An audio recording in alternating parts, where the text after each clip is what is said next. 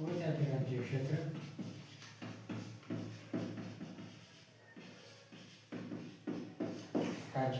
हे आहे. संघराज्य व त्याचे राज्यक्षेत्र यामध्ये संघराज्य व त्याचे राज्यक्षेत्र हा घटक आहे. यामध्ये कलम येते, कलम 1 ते 4 ही कलम आहे आणि भाग 1 आहे. हा पहिलाच भाग आहे. एकूण भाग आपल्याला माहिती आहे 25 भाग आहेत, परंतु ते क्रमाने म्हणलं तर 22 भाग आहेत. त्यामध्ये भाग पहिला आहे 1 ते 4. यामध्ये कलम 1 ते 4 भाग 1 मध्ये संघराज्य आणि त्याचे राज्यक्षेत्र. संघराज्य म्हणजे काय? संघराज्य म्हणजे संघराज्य यामध्ये आणि राज्यक्षेत्र व त्याचे राज्यक्षेत्र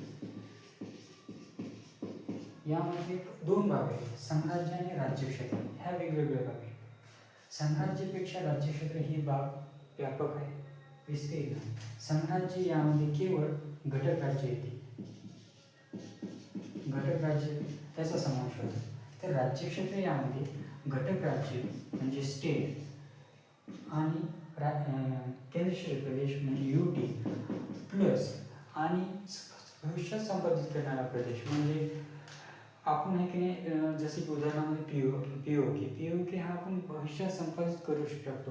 त्याच्यासाठी हा भविष्यात संपादित प्रदेश संपादित